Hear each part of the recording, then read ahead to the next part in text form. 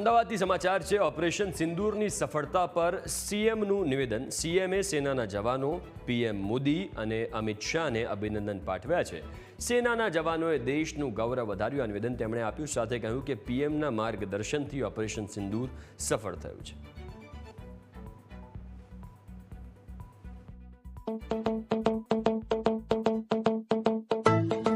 ये शुरुआत पहलगाम आतंकवादी हमले से हुई. गुस्सा नहीं, लावा था.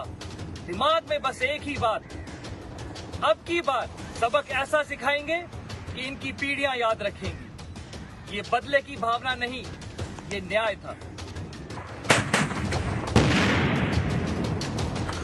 9 मई रात को तकरीबन 9 बजे जिस भी दुश्मन की पोस्ट ने युद्ध विराम का उल्लंघन किया, उन सभी पोस्टों को भारतीय सेना ने मिट्टी में मिला दिया. दुश्मन अपनी पोस्ट छोड़ भागता नजर आया.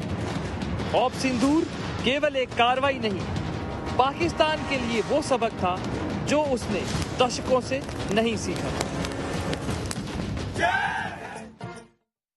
ઓપરેશન સિંદૂરની સફળતાના સેનાના શૌર્યભરા પરાક્રમથી દેશવાસીઓમાં રાષ્ટ્રહિત પ્રથમની પ્રબળ ભાવના જાગી છે અને તિરંગાની પણ શાન વધી છે.